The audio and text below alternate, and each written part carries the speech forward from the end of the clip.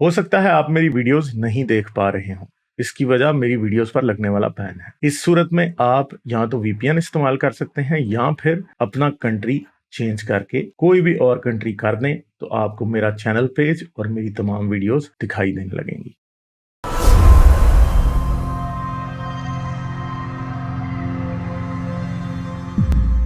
शहबाज के नाम से इनसे बात करते हैं। हेलो। हेलो। कैसे हैं गालिब भाई आप? मैं ठीक हूँ जी, आप कैसे हैं? मैं ठीक-ठाक हूँ। मैंने बात जो करनी थी वो एक कोई क्वेश्चन नहीं है आपसे, लेकिन एक चीज़ है जो मैं डिस्कस करना चाहता हूँ क्योंकि मेरे दिमाग में ये चीज़ आती है। तो वैसे मैं 8 साल से एथियस्ट हूँ और मैं ये सोचता हूँ कि क्यों लोग इतने रिलीजियस होते हैं? ताकि मेरे ज आप जैसा आपको भी ये फ़ील होता होगा कि अगर रैशनली सोचा जाए, अगर बंदा एविडेंस वग़ैरह देखे, सब कुछ चीज़ें देख के एक क्रिटिकल माइंड यही इस चीज़ पे पहुँचेगा कि कोई खुदा नहीं है और एटलीस्ट ये बात तो 100% श्योर है कि जो जितने भी रिलीजियस खुदा हैं, ये तो झूठे हैं, सारे रिलिजन्स झूठे हैं। हुँ। फिर क्यों है कि ओवरवेलमिंगली इतने ज़्यादा रिलिजन अ, हैं और इतने लोग रिलीजियस हैं? तो इसके बारे में मेरे दिमाग में एक चीज़ आती है कि जैसे आप और मैं हैं, ज़्यादातर लोग ऐसे नहीं होते। बहुत ज़्यादा जो क्रिटिकल थिंकिंग करते हैं, बहुत ज़्यादा रैशनली लोगों चीज़ों को करते हैं। ज़्यादातर लोग अपने रोज़मर्रा की चीज़ों में बिज़ी होते हैं और उन वो इतनी केयर नहीं करते इन चीज़ों के बारे में कि क्या चीज़ सच है, क्या चीज़ नहीं है। तो ओवरऑल क्रिटिकल थिंकिंग की कमी है लोगों की, इसलिए वो परखते नहीं इस चीज़ को पूरी तरह चेक नहीं करते कि रिलिजन सच है कि नहीं। रिलिजन के फ़ायदा ये है रिलीजियस लोगों के लिए रिलिजन्स की ये बात है कि वो एक पकी-पकाई चीज़ दे देते हैं, बड़ी सिंपल चीज़ दे देते हैं जो ईज़िली उनको समझ आ जाती है। और उनको समझ आने की वजह ये है कि इंसान की ना कुछ एक कॉमन कह सकते हैं कॉमन सेंस जो होती है या उसकी एक इंट्यूशन है जो हंच होते हैं इंसान के। ऑलमोस्ट दुनिया में हर एक को ऐसे ही हंच फ़ील होता है कि कोई ना कोई चीज़ होगी जिसने बनाया होगा। जैसे हर इंसान ये सोचता है अगर अगर मुझे और आपको ना पता हो साइंस के थ्रू कि सूरज अर्थ के इर्द-गिर्द नहीं घूमता, अर्थ घूमती है, तो हर बंदा अपनी इंट्यूशन से यही पहुँचेगा ऑब्ज़र्व करके के सूरज घूमता है अर्थ के इर्द-गिर्द। लेकिन हमें क्रिटिकल थिंकिंग और साइंस की वजह से हमें पता है कि ऐसा नहीं है। लेकिन हर एक इंसान के अंदर एक ये चीज़ है कि अगर वो without doing proper science, proper scientific method इस्तेमाल किए बगैर सोचे तो उसको यही दिमाग में आता है कि कोई ना कोई चीज़ होगी क्योंकि कुछ चीज़ें हैं इंसान की कुछ इंस्ट्रूमेंट्स है जो इस्तेमाल करता है सोचने के लिए, थिंकिंग के लिए।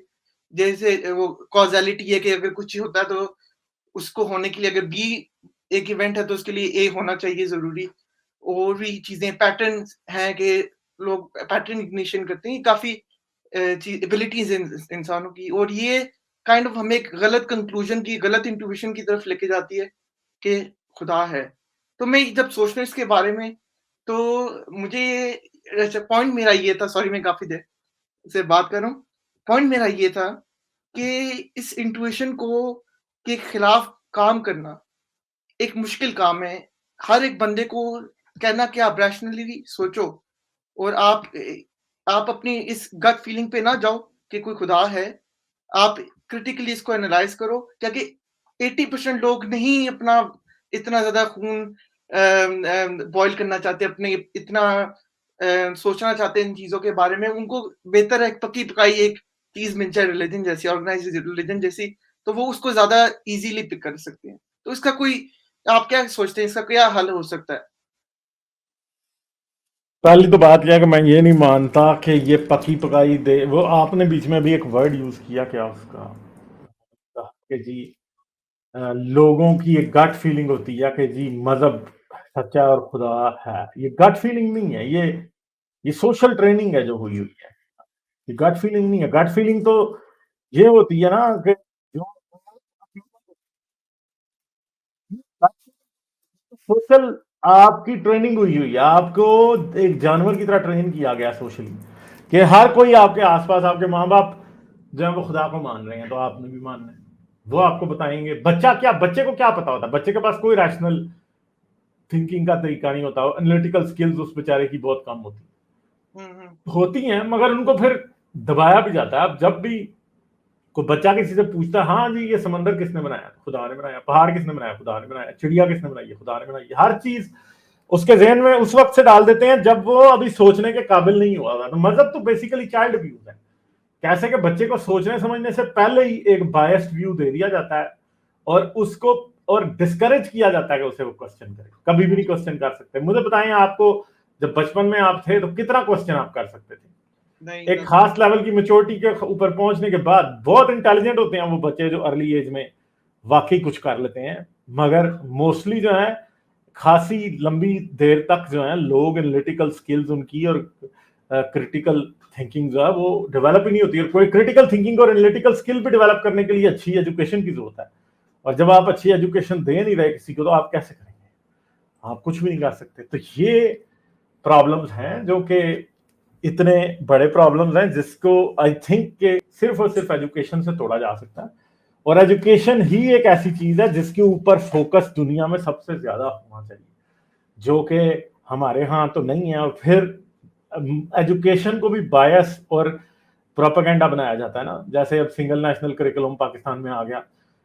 अमेरिका में रोज एवोल्यूशन ना पढ़ाने के लिए केसेस कर देते हैं, स्कूल्स में कोशिश करते रहते हैं कि एवोल्यूशन ना पढ़ाई जाए। ये सारे तमाशे शुरू कर दिए जाते हैं ताकि साइंस और क्रिटिकल थिंकिंग, लॉजिकल थिंकिंग को तोड़ा जाए, जो कि आई थिंक कि बड़ी हद तक ये लोग कामयाब भी हैं इसमें। ऐसा नहीं है कि ये कामयाब नहीं है, ये कामयाब है। तो सबसे सिंपल और इफेक्टिव हाल यही है कि एजुकेशन को आम किया जाए, लाइब्रेरीज हों, किताबें लोग पढ़ें, लोगों के पास फर्स्ट हैंड इंफॉर्मेशन तक एक्सेस हो। ये ना हो कि जी इमरान खान की सिंगल नेशनल करिकुलम जो है वो फिल्टर करके लोगों को इंफॉर्मेशन दे रही है। नहीं, अगर स्टूडेंट्स के पास फर्स्ट हैंड इंफॉर्मेशन तक एक्सेस होगा कि वो यूट्यूब पर जाके किसी भी वीडियो को देख सकते हैं और वो समझ सकते हैं कि फलां साइंटिफिक टॉपिक असल में क्या है, तो बस वहां से ही बात सारी की सारी ठीक होनी शुरू हो जाती है। आई थिंक कि काफी हद तक ये चीज हो रही है, बट अभी इसमें बड़ा टाइम भी लगेगा। और दूसरी तरफ है कि जो जो टूल्स आप साइंस को या रैशनल थिंकिंग को प्रोपेगेट करने के लिए इस्तेमाल कर रहे हैं, वही टूल्स अब वो लोग dogma, superstition, conspiracy theories, false information फैलाने के लिए भी यूज कर रहे हैं। और एक बात तो याद रख कि झूठ क्यों बिकता है, क्योंकि झूठ जो है ना वो झूठ एक ऐसी चीज है कि आपको जब हकीकत समझ ना आए तो आप उस हकीकत के बारे में कोई भी आसान सा झूठ कर दें, और वो झूठ जो है ना वो क्योंकि बहुत सिंपल होगा, ठीक है, जी। इसलिए उसको एक्सप्लेन करना, उसको समझाना किसी को बड़ा मुश्किल होगा। सच हमेशा कॉम्प्लिकेटेड होता है। होता वो अपनी जगह खड़ा है, उसे उसे ढूंढने के लिए टूल्स अप्लाई करने पड़ते हैं, ऑब्जर्वेशन करनी पड़ेगी, एक्सपेरिमेंट करना पड़ेगा, थ्योरीज डेवलप करनी पड़ेंगी, टेस्ट करनी पड़ेंगी, उसके बाद जाके सच का पता लगेगा। मगर झूठ एक आसान सी बात है कि अगर किसी बंदे को ये कोई बंदा आपसे ये पूछे कि ये पहाड़ किसने बनाया, और आप आगे से कह दें कि खुदा ने बनाया, बस वन लाइन आंसर है। वो बंदा अगर खुदा में मानता है तो उसको किसी और एक्सप्लेनेशन की जरूरत नहीं है। मगर फर्ज करेंगे अगर आपसे कोई ये पूछे कि पहाड़ कैसे बने हैं, और अब आप उसको प्लेट टेक्टोनिक्स और जियोलॉजी और उसको ग्रेनाइट और बसाल्टिक रॉक्स समझा रहे हैं, और आप उसको कॉन्टिनेंटल ड्रिफ्ट समझा रहे हैं, तो आपको ये सारी चीजें समझाने में ही 1 घंटा लग जाएगा। उसको कम से कम बेसिक नॉलेज देने में 1 घंटा लग जाएगा, ठीक है। और एक तो बात यह है कि चलें आप किसी ऐसे बंदे को समझाएं जो समझने के लिए तैयार हो, तो उसको तो आपको 1 घंटा लगेगा समझाने में ये सारी चीजें, कॉन्टिनेंटल ड्रिफ्ट, ठीक है, सब कुछ, वॉल्केनिज्म, अर्थ का इंटरनल स्ट्रक्चर, हर एक चीज समझाने में 1 घंटा लगेगा। मगर फर्ज करें एक बंदा विलिंग ही नहीं है, वो इस बात को मानता ही नहीं है, तो फिर मुझे बताएं उसको समझाने में आपको कितना टाइम लगेगा, क्योंकि वो तो मानता ही नहीं है, उसने तो समझना ही नहीं है। उसके लिए आसान बात यह है कि वो ये मान ले कि खुदा ने बनाया। और I think God is basically the easy way out, हमेशा। Anti science propaganda is always the easy way out, और लेजी और बेवकूफ लोगों की आदत आई है। क्यों? क्योंकि अपने आप को धोखा देना जो है ना वो बहुत आसान काम है। इंसान, अगर मैं किसी भी शख्स को धोखा देना चाहूं ना, तो सबसे आसान धोखा देना मुझे अपने आप को है, क्योंकि वही धोखा दे रहा है जो कि धोखा दही पे आमादा हो रहा है, ठीक है। धोखा देने वाला और धोखा खाने वाला दोनों एक पेज पे, ठीक है। और इसी तरह मजहब भी यही काम करता है कि धोखा देने वाला और धोखा खाने वाला दोनों एक पेज में, बस बात खत्म हो। हुँ।